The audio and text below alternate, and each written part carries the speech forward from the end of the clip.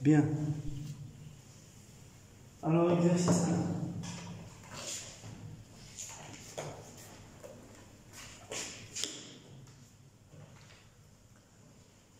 1. Alors, série numéro 2.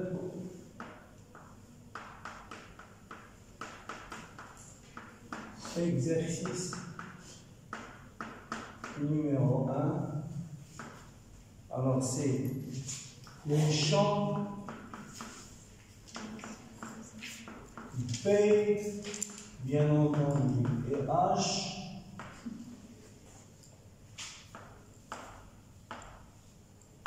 Dans un conducteur torique, c'est-à-dire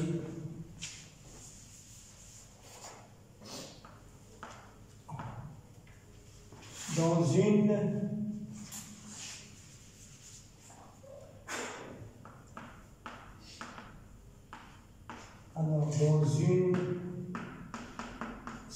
ce qu'on peut appeler bobine torique. Alors le tor, il a la forme géométrique de quoi? D'un boyau.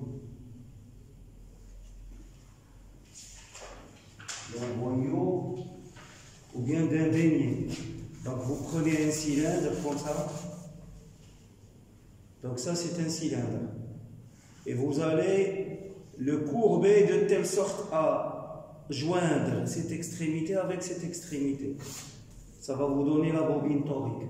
Ça a la forme géométrique d'un beignet. Vous savez ce que c'est qu'un beignet? C'est exactement la même chose. Et autour du cylindre, vous allez enrouler un fil. Si jamais vous avez ouvert un ordinateur ou bien une alimentation stabilisée, vous allez trouver des petites bobines qui ont l'apparence d'un beignet ou bien d'un tor. C'est ça une bobine torique. Alors, si je veux le dessiner, regardez, voilà comment je vais le dessiner. Donc, je vais le regarder de haut. Alors, de haut, qu'est-ce que je peux remarquer? Alors, vous avez un premier cercle de rayon R1, un deuxième cercle de rayon R2, un troisième cercle de rayon R3. Donc, ça, c'est R1, R2, R3. R1, R2, R3. D'accord? Donc ça, c'est le cercle du milieu, ça c'est le cercle inférieur, et ça c'est le cercle supérieur. D'accord? Donc un conducteur torique est obtenu par l'enroulement hélicoïdal. Un enroulement hélicoïdal. C'est-à-dire, vous allez réaliser, voilà. Donc, vous allez enrouler de manière hélicoïdale. غادي تلفف واحد السلك بطريقة مروحية حول لا بوبين طوريك. D'accord? Donc, le courant il va entrer par ici, il va sortir par ici.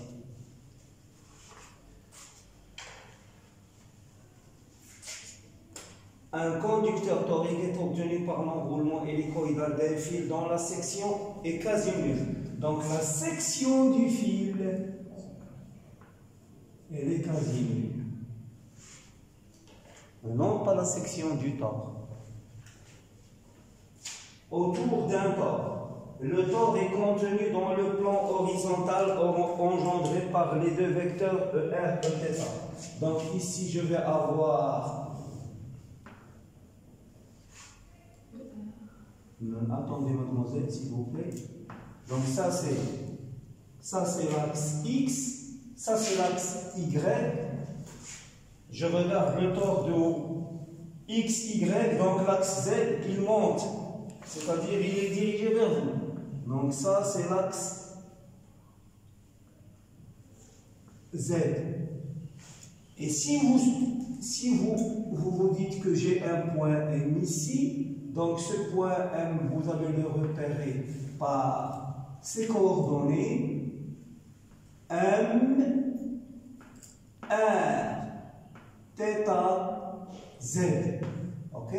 Donc ici, vous allez avoir ER et le sens de la rotation puisque ça tourne comme ça. Donc vous allez avoir ce vecteur, c'est Eθ. Ok? Donc le tore est contenu dans le plan horizontal engendré par les deux vecteurs ER et θ. Pourquoi le plan horizontal? Parce que le plan horizontal c'est, regardez s'il vous plaît, le plan horizontal,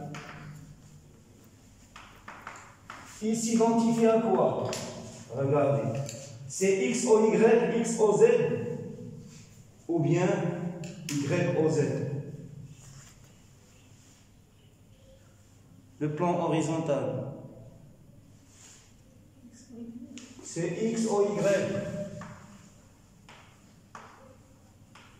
Ça veut dire quoi? Ça veut dire que si vous prenez un vecteur qui appartient à ce plan, ce vecteur V, il peut s'écrire sous la forme de alpha EX plus bêta EY, ou bien il peut s'écrire sous la forme de alpha prime ER plus bêta prime Eθ. Donc ce plan-là, X au Y, il est engendré par deux vecteurs, ou bien une base qui contient deux vecteurs, c'est-à-dire ER, Eθ, ou bien EX, EY. Ok?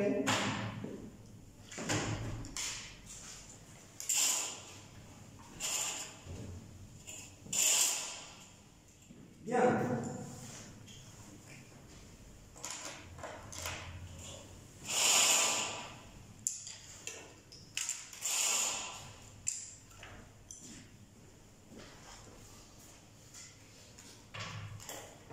Donc,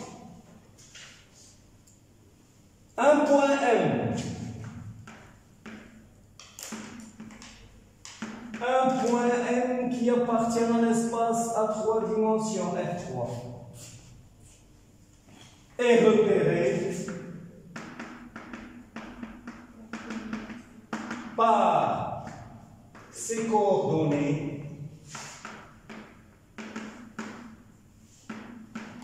Quelles sont ces coordonnées? R, θ, Z. Pourquoi? Car le conducteur, il présente très bien la symétrie cylindrique.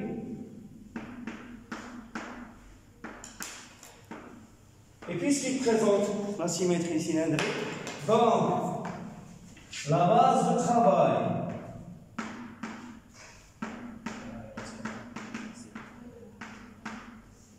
est, alors c'est ER, Eθ, EZ.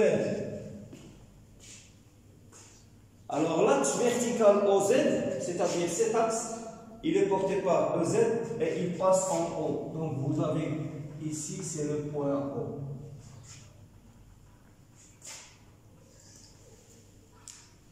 L'axe vertical OZ porté par EZ passe par le centre O du cercle intérieur du tore. Le conducteur torique est parcouru par un courant constant I. Il peut être assimilé à une succession de n spires circulaires jointives de rayon RS. D'accord? Alors, si le rayon du milieu R2, je dis qu'il est égal à grand R, alors grand R1, il est égal à quoi? Il est égal à grand R moins RS Et grand R3, il est égal à grand R plus RS.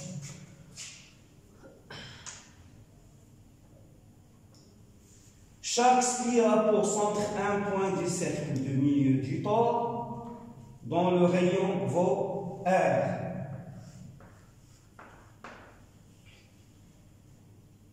Les rayons internes et externes du tore sont respectivement égaux à R moins RS et R plus RS. Alors, a priori, donc tout ceci, tout ce que j'ai dit ici, c'est le début de l'étude des éléments de symétrie du système. Donc vous avez regardé.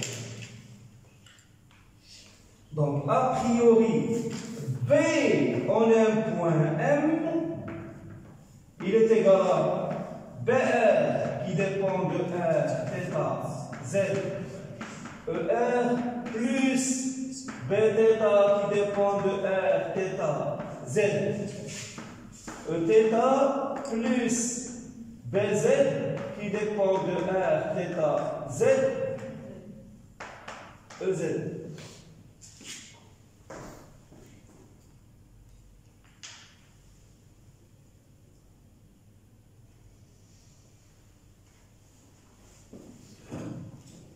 Bien. Alors, regardez le tore. Quels sont ces éléments de symétrie? Est-ce qu'il admet une invariance par translation? Très bien. Le conducteur torique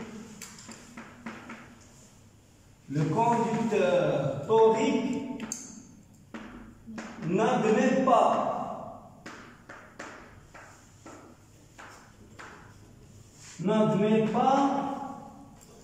d'invariance par translation.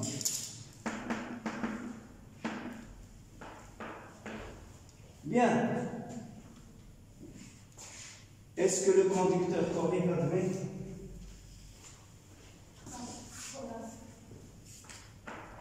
Le conducteur torique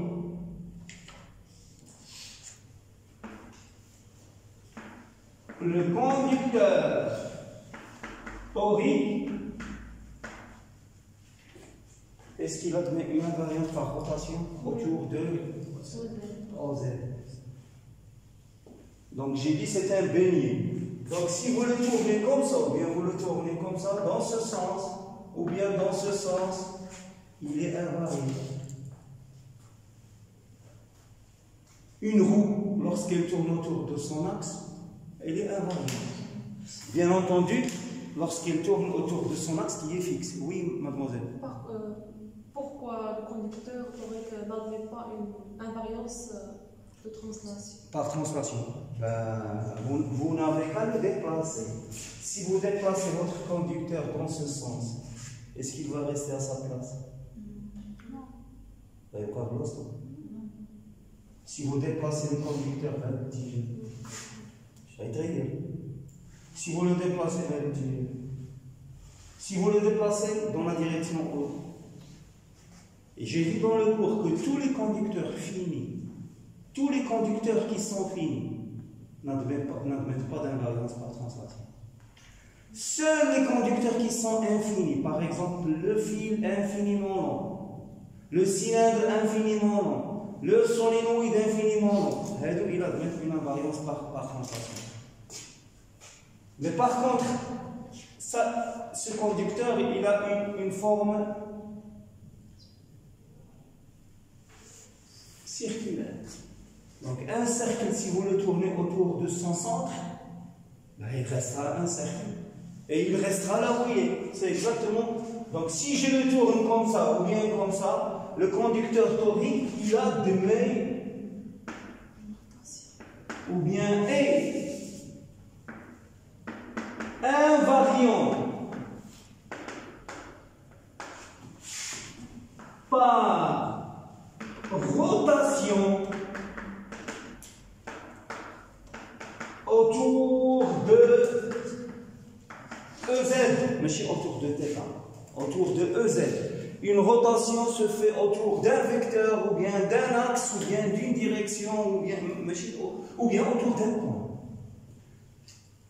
Mais une rotation ne s'effectue pas autour d'un angle. L'angle, il décrit la rotation. Donc, BR ne dépend pas de θ, Bθ ne dépend pas de θ, Bz ne dépend pas de θ. Ça, c'est l'invariance par rotation qui l'impose. L'invariance par rotation 4 fois. Ok? Bien. Alors, je continue.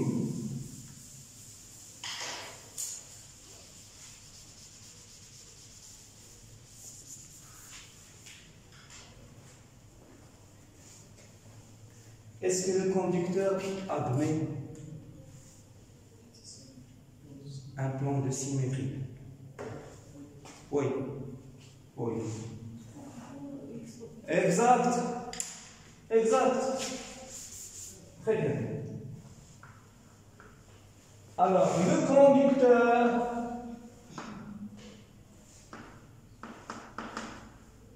admet combien de plans de symétrie? Mademoiselle? Un seul. Montrez-le-moi. ER? Comme ça. Non, ER, EZ, il a raison. ER, EZ, il a raison. Mais ER, je peux le couper comme ça. Ça va me donner deux conducteurs symétriques avec des courants, avec les mêmes courants. Je peux le composer comme ça. Une infinité. Vous prenez un beignet. Avec votre copine, vous vous êtes acheté un beignet. شريتو شفنجة بغيتو تقسموه على جوج. شحال من طريقة عندكم باش تقسموه؟ Une infinité. Il suffit de jouer le morceau. Il suffit de jouer le centre, vous avez deux morceaux. C'est exactement la même philosophie. Donc le conducteur admet une infinité de plans pi de symétrie qui sont engendrés par, comme a dit mademoiselle, ER, EZ. Donc, B en M, si M appartient à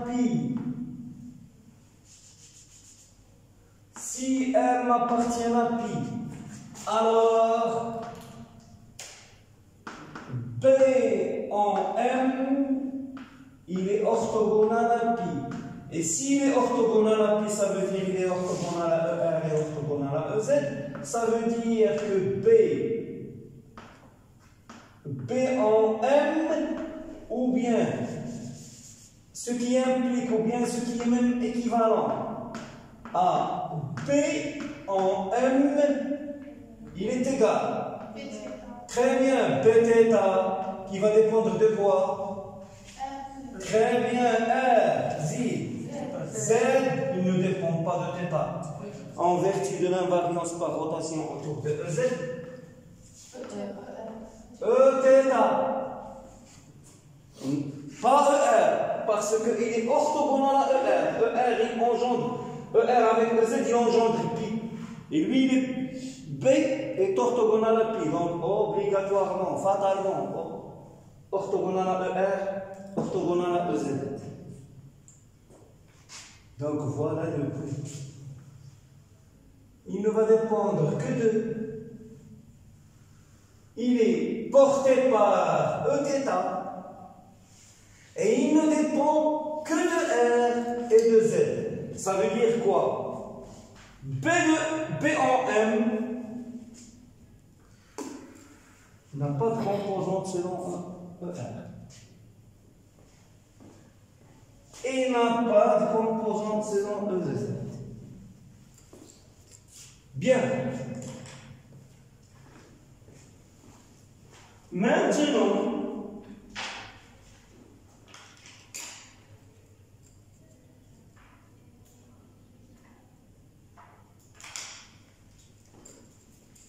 regardez.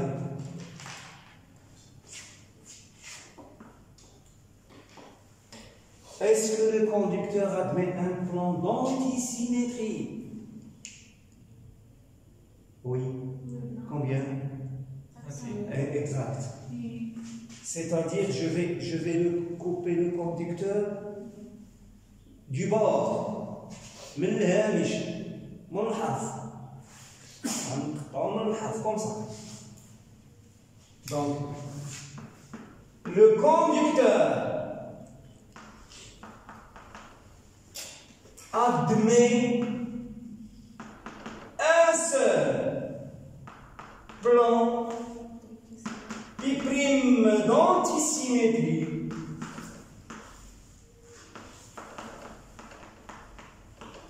engendré. Ce plan I', qu'est-ce qu'il fait? C'est ce qu'on appelle le plan médian. Al-Mustawa al-Awsat. C'est le plan médian. Il passe. Alors, c'est le plan médian.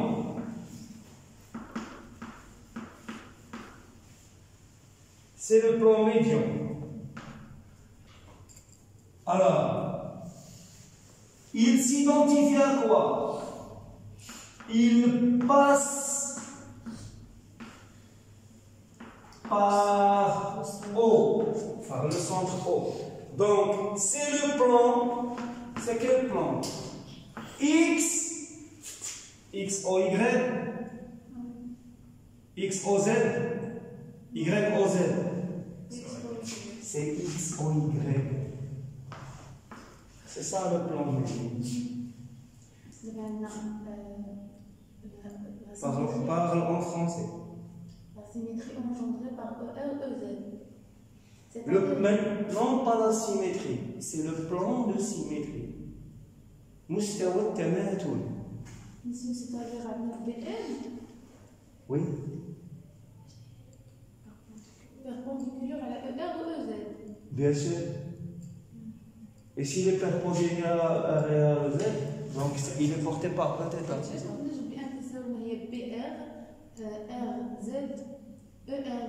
Non.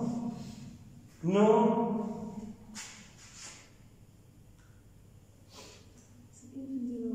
Ça veut dire que vous n'avez pas assisté aux séances de cours. Vous assistiez régulièrement au cours. J'ai dit, je répète.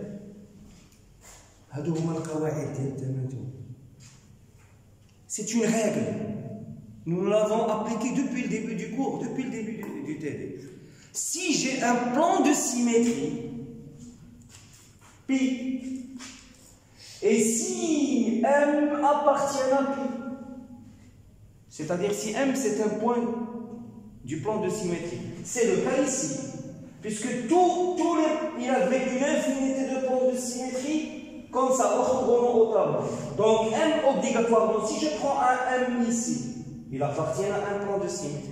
Si je prends un M là, il appartient à un plan de symétrie. Si je prends un M là, il appartient à un plan de symétrie. Donc tous les points M de l'espace à 3 dimensions, ils appartiennent à un plan de symétrie. Et ici, quel que soit M appartient à Pi. Alors si M appartient à Pi, P en M doit être orthogonal à Pi.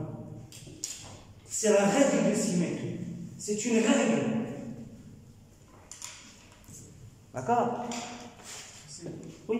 Pour l'antisymétrie, pourquoi on a un seul plan d'antisymétrie? On n'a pas plusieurs comme la symétrie. Imagine, donnez-moi le deuxième. Raisonnez par là-dessus. أنا أعطيتك واحد، أعطيني أنت الثاني. كيفاش خلينا واحد من هنايا؟ Non, mais je suis non. الانفينيتي في الاول انفينيتي ديال السيمتري Ah bah oui. السيمتري هي المواتي ديال السيمتري. Allah, non. Ça, c'est un plan de symétrie. N'oubliez pas les règles de base. Je n'ai pas les règles de base. Lorsque je vais couper un plan de symétrie, il coupe le conducteur en deux morceaux qui sont symétriques. Mais le courant dans le premier morceau, non, symétrique au courant dans le deuxième morceau. Antisymétrique. Antisymétrie, c'est l'inverse. Antisymétrie, il va me couper mon conducteur en deux parties symétriques. Mais le courant dans la première, il est l'opposé du courant dans la deuxième. Donc, puisque... Pourquoi? Parce que le courant ne peut pas avoir deux sens. Il a un seul sens. Donc, vous avez un enroulement hélicoïdal qui tourne autour du tore. Donc, si vous le coupez du bord, vous aurez dans la première partie. Donc, regardez, je vais vous aider. Je vais vous aider, regardez. Alors, je continue. Le conducteur admet un seul plan puis prime d'antisymétrie. C'est le plan médian. Il passe par O. Il est identique à X au Y. OK?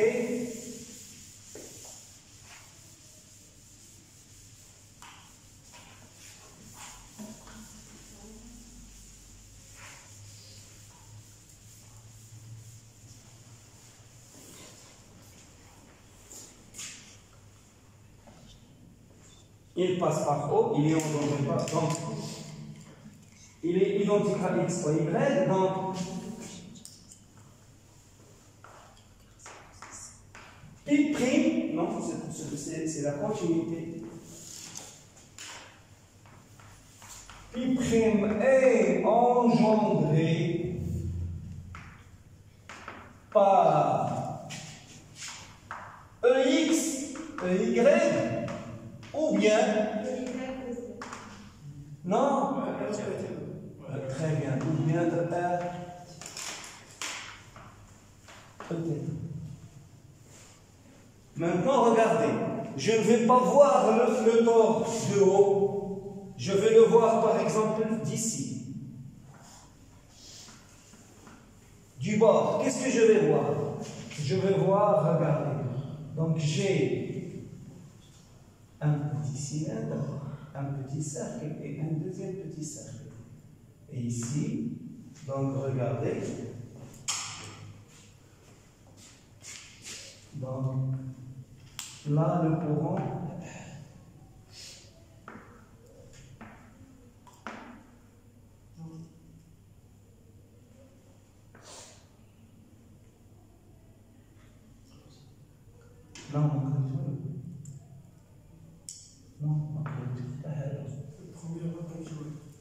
voilà ce que je vois.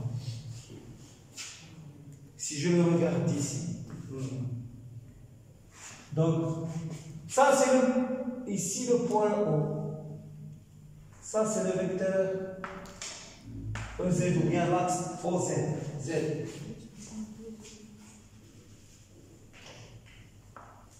Z. Ici,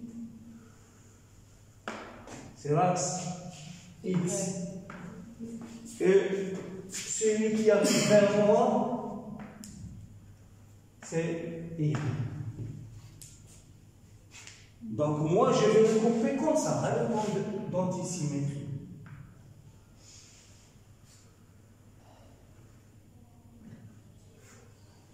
Et ce plan, c'est quoi? C'est X au Y. Il s'identifie à X au Y. Vous voyez, donc je le coupe comme ça. Ça, c'est le plan Pi'.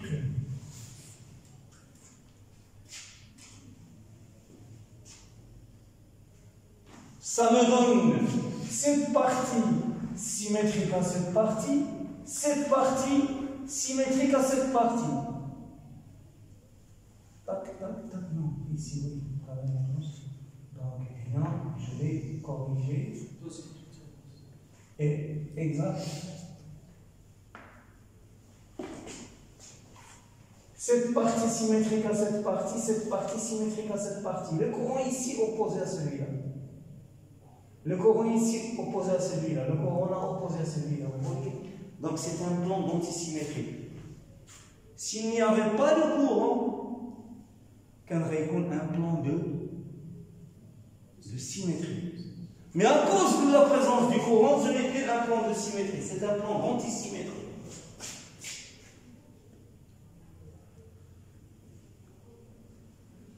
Vous voyez? Bien. Alors, regardez. Dans le plan, nous allons calculer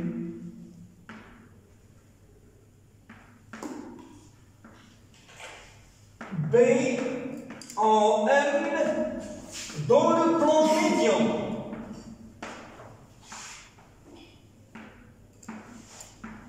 C'est quoi le plan médian? C'est le plan X. Très bien, X au Y.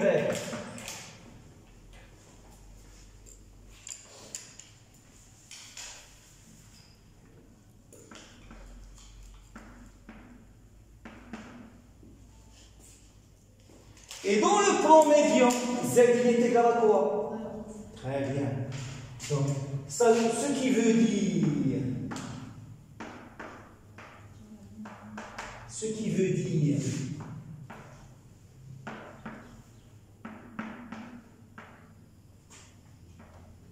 Z égale 0.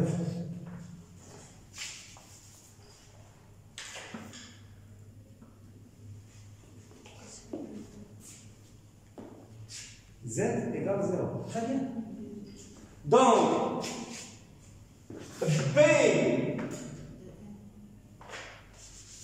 Alors, si M appartient à X au Y, B en M, il est égal à quoi?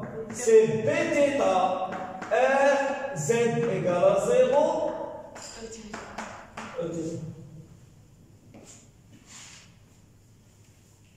Donc vous voyez, depuis le début de l'exercice, je suis en train d'étudier la symétrie, je suis en train de chercher les éléments de symétrie, je suis en train de chercher le sous-espace vectoriel où le calcul de B est facile. Et j'ai trouvé que la partie de l'espace, c'est-à-dire le sous-espace vectoriel de R3, dans lequel le calcul de B de M est facile, c'est ce plan-là. Et dans le plan P'. Exactement, c'est dans le plan P'. Mais الأول وأنا تنفرج باش نكالكولي ماشي كنبداو الكالكول. راه بعض المرات تبداو الكالكول ما كتعرفش راسك فين غادي. Il m'arrive des fois de rencontrer des feuilles où l'étudiant s'est perdu dans le stress. Au centre de stress, il ne sait plus où est. Donc, maintenant je sais ce que je dois faire. Alors, pour M appartenant à X ou Y, je vais distinguer 3 cas. Alors, nous distinguons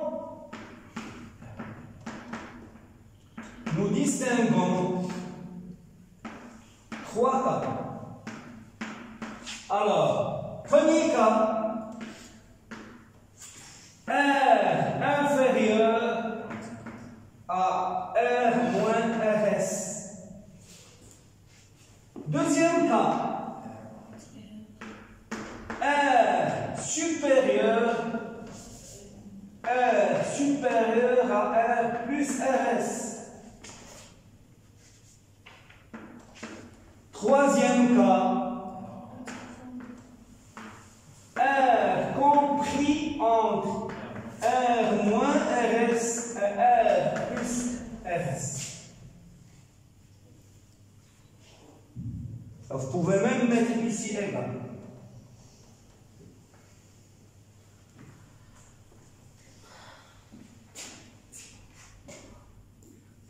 D'accord?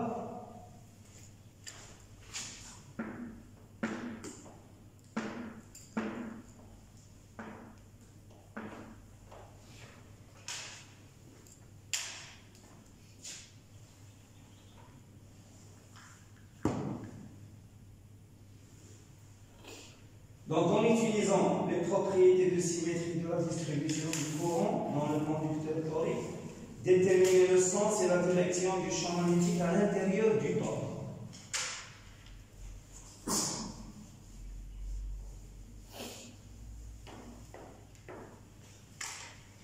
Le voilà. Maintenant, on va faire le calcul. Regarde, je n'ai pas encore conclu.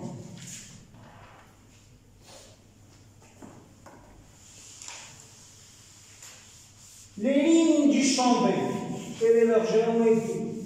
Quelle est la géométrie, quelle est la topologie des lignes du champ B?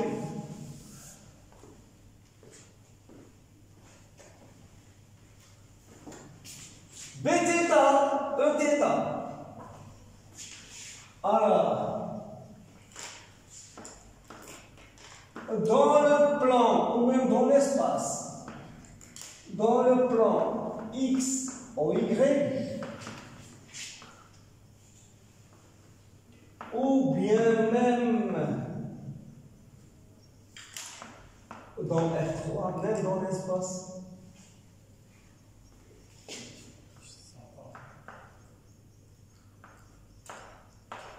Alors, les lignes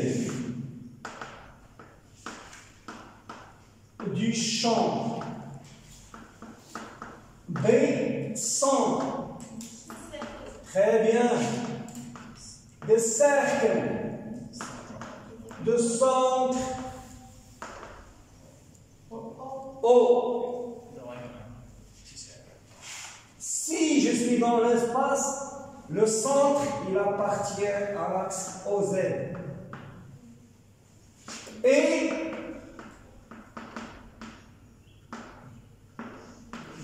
le rayon petit r. Ok? Donc ça, c'est la conclusion. Maintenant, je vais commencer le calcul.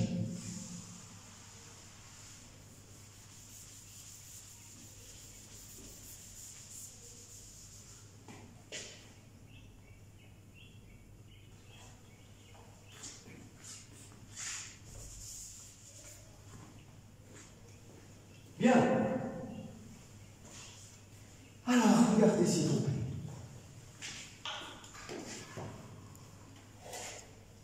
Puisque je connais la géométrie maintenant, je maîtrise la géométrie des lignes du champ P. Si je veux P, qu'est-ce que je dois faire? Le théorème d'Ampère. Donc, deuxièmement, nous appliquons. Qu'est-ce que nous appliquons? Le théorème d'Ampère.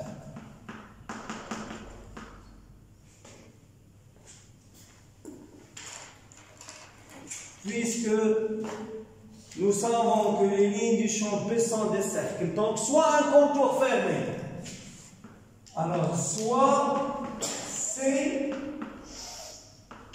un contour fermé qui s'identifie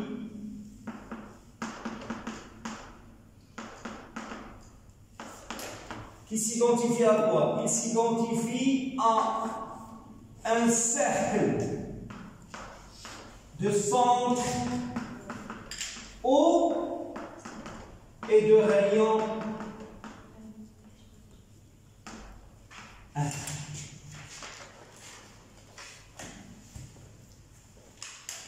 Alors, dans le premier cas,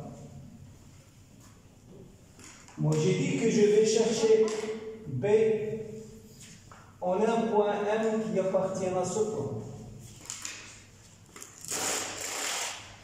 Ok? Bien.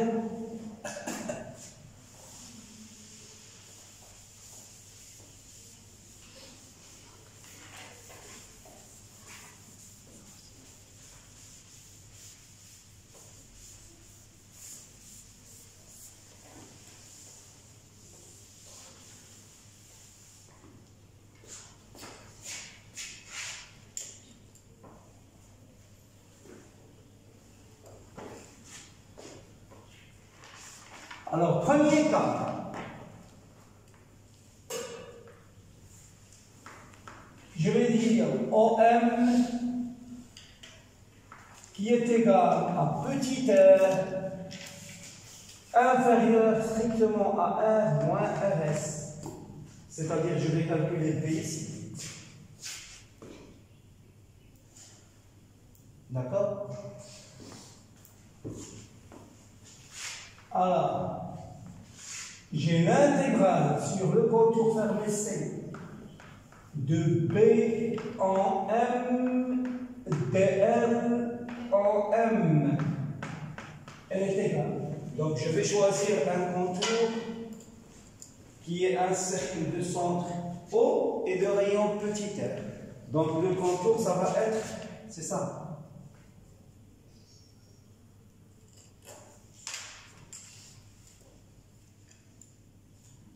D'accord?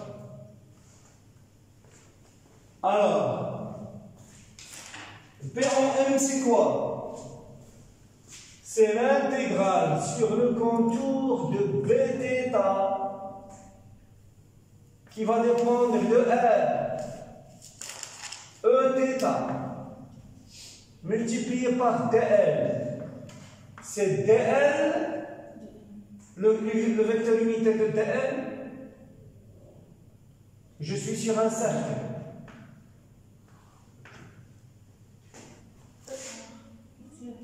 E θ, toujours. E θ scalaire, E θ c'est 1. Et sur un cercle, le rayon R est constant. Donc, ça ne dépend pas de dl, qui est égal à R dθ. Donc ça, c'est égal à quoi? C'est l'intégrale de B θ de R fois R dθ. Ni ça ne dépend de θ. Donc ça, c'est égal. Bθ qui ne dépend que de R fois R fois dθ. Et d'après le théorème d'Ampère, il est égal à mu0 fois la somme des courants enlacés, qui est égal à 0. Pourquoi? Parce que ici, il n'y a pas de courant enlacé. Donc, lorsque R inférieur à R moins RS, Bθ égale à 0, ça veut dire B en M, il s'identifie au vecteur nul.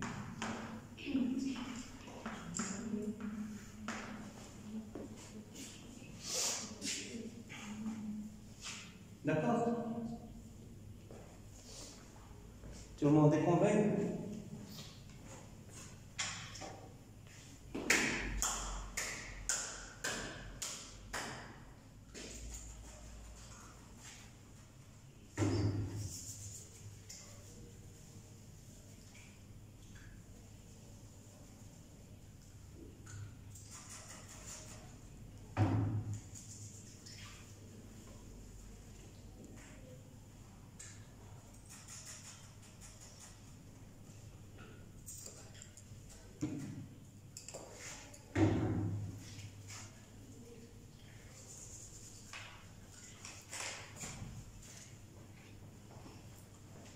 Maintenant, deuxième cas.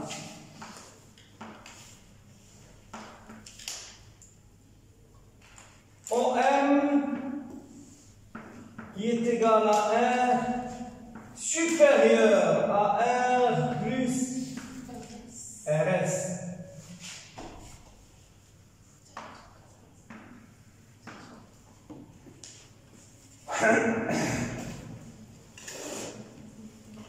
Regardez s'il vous plaît.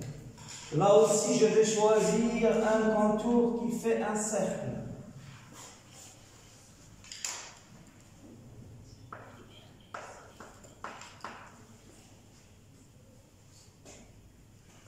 Donc M appartient à ce contour, vous avez dl là aussi en M égale dl ET. Alors, le même calcul va l'intégrale sur le contour fermé de B en M, dl en M, c'est l'intégrale sur le contour fermé de Bθ R Eθ, dl Eθ, qui est égal à l'intégrale de Bθ R fois R dθ.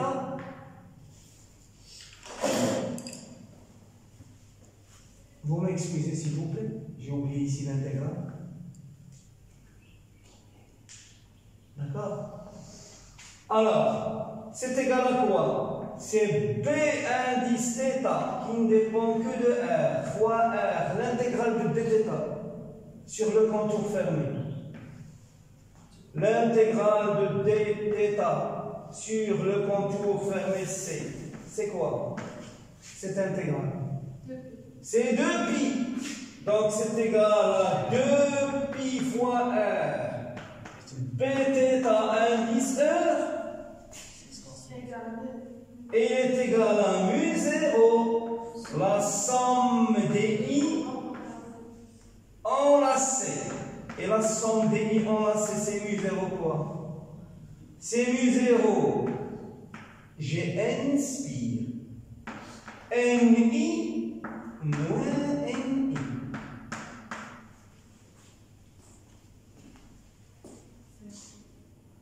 Ok? Regardez. J'ai les courants qui montent. Celui-là, celui-là, celui-là, etc. Les courants qui descendent. Celui-là, celui-là, celui-là, celui-là, celui-là. Donc j'ai un courant qui monte, un courant qui descend. Donc NI, ça veut dire égal à 0. Donc là aussi, B en M.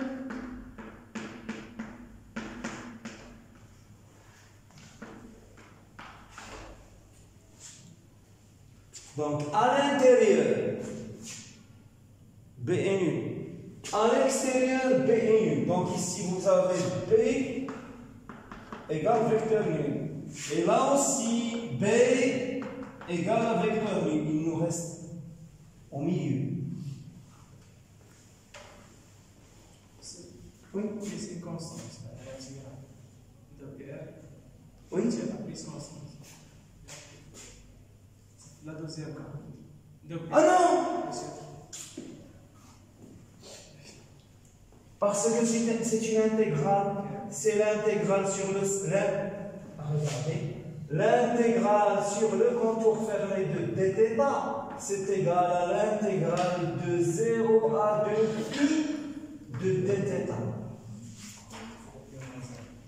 C'est depuis moins 2. C'est une intégrale avec les bords. Ça, ce n'est pas une primitive. Là, je l'écris comme primitive, c'est pas juste. Il faut que je mette le cercle. D'accord? C'est une intégrale entre deux bords. Il faut le cercle, le petit cercle. D'accord?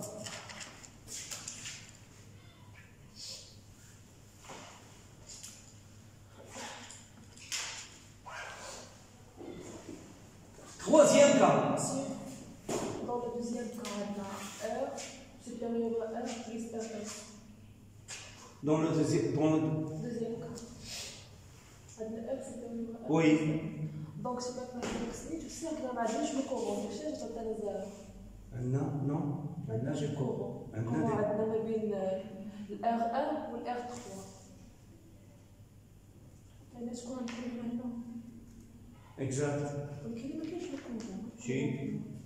Si Alain chauffe le contour.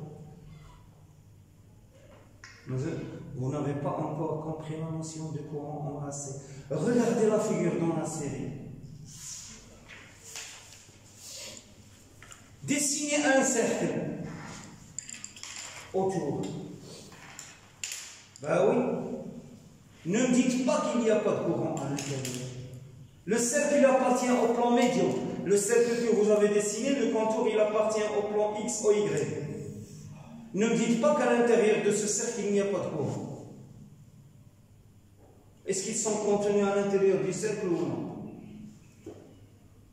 C'est pas le fait qu'il n'y a pas de courant dans le cercle qui me donne 0. C'est le fait qu'il y a autant de courants qui montent et autant de courants qui descendent. Ok? Alors que ça, c'est la somme algébrique. Ça, c'est une somme algébrique. La somme est algébrique. C'est-à-dire, je dois tenir compte du sens du courant. Le centre, il n'y a pas de courant. Ah oui, oui, là il n'y a pas de courant, mais là il y a des courants. C'est ça la notion de courant enlacé. J'ai déjà parlé de ça, la notion de courant enlacé. Si je peux traduire en arabe, c'est tiyar madmoum. Je ne veux pas toucher. Je ne sais plus, est-ce que j'ai un fil? Non. Lorsque vous avez un fil, c'est quoi enlacé? Ça vient du lacet des chaussures. Ça veut dire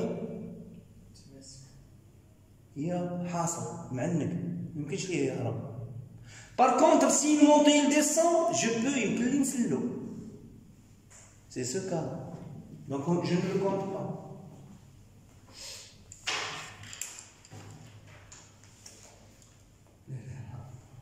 Bref, donc je passe au troisième cas.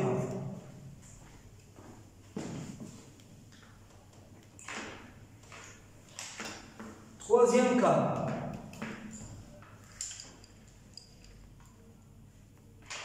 R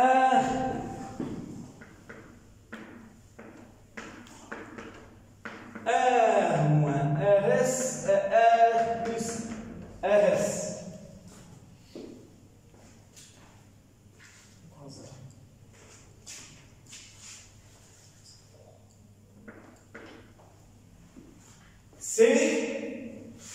C'est-à-dire à l'intérieur, ici.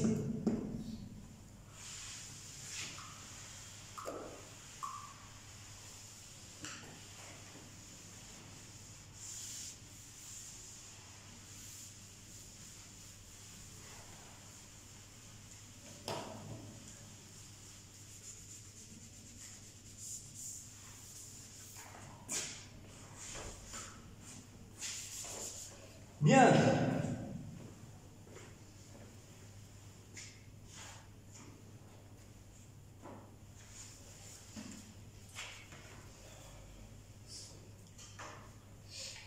Mais donc, je vais prendre mon contour où entre R plus RS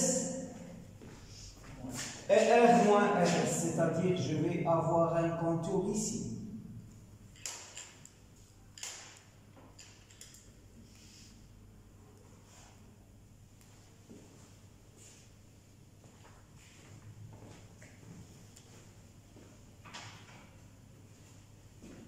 Regardez s'il vous plaît.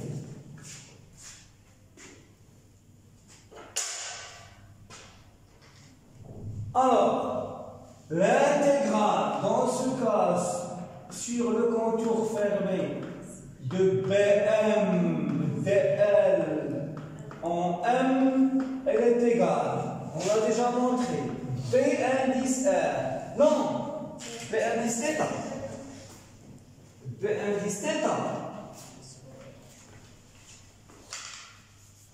B indice θ qui dépend que de R multiplié par R multiplié par l'intégrale sur dθ de 0 à 2π, c'est 2π et c'est égal à μ0, la somme des courants enlacés, c'est Nπ. Parce que Même courant. j'ai N courants qui sont enlacés.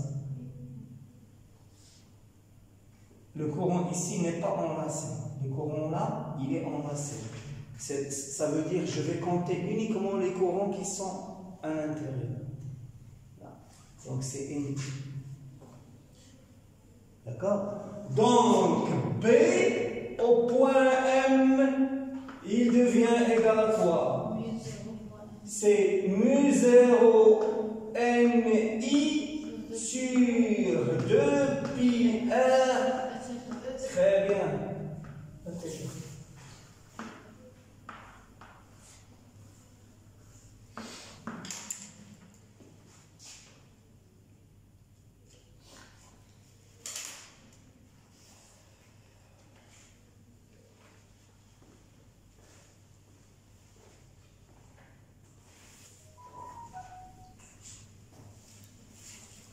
Ok?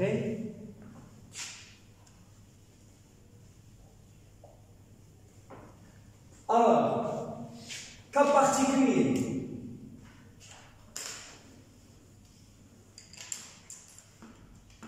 Dans le cas particulier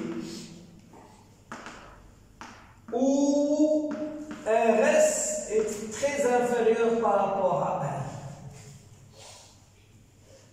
c'est-à-dire si j'ai une bobine avec une petite section ou bien un petit rayon de la section, ça veut dire le rayon, ça c'est RS, donc ici j'ai RS inférieur à R, donc ça c'est R. Alors qu'est-ce qui va se produire? Donc j'ai R compris entre R moins RS et R plus RS.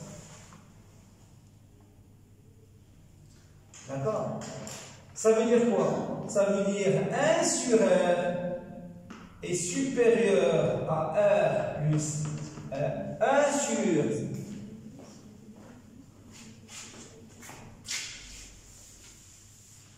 ça veut dire que R divisé par le rayon moyen est inférieur ou égal à 1 plus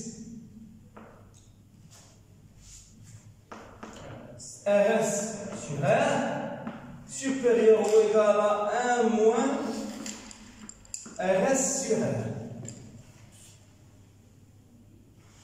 RS, j'ai dit, est très inférieur à R, donc ce terme il va tendre, et ce terme, il va tendre vers quoi? 0. Ça veut dire R sur petit r sur grand R, supérieur ou égal à 1, inférieur ou égal à 1. Donc, 1 sur grand R, il est sensiblement égal à 1. Je peux remplacer petit r par grand R.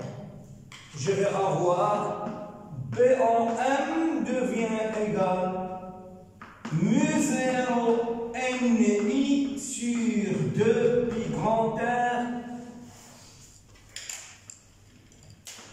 peut-être.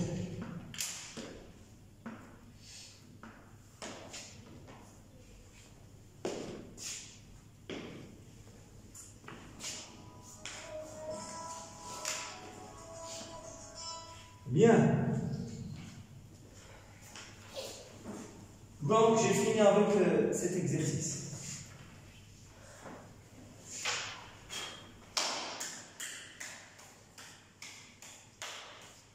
Vous pouvez prendre en photo ce que vous voulez.